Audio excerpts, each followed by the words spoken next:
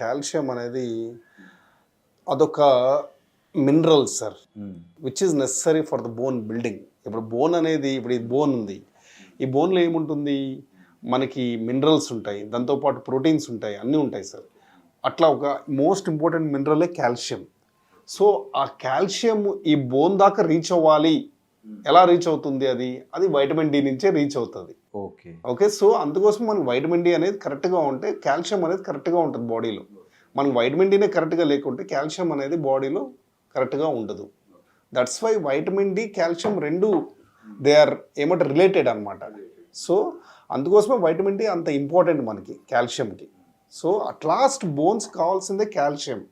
ఆ కాల్షియం ఇక్కడ రావాలంటే ఏది ఇంపార్టెంట్, మనకి vitamin D is important. So okay, vitamin D అంటే మనం ఇప్పుడు సూర్యరశ్మి నుంచి అని అంటున్నారు. సో కాల్షియం కూడా మన దాని డైట్ ఏంటి, అది కావాలంటే దేని నుంచి ఎక్కువ వస్తుంది కాల్షియం? కాల్షియం మనకు కావాలంటే మెయిన్ ఫుడ్స్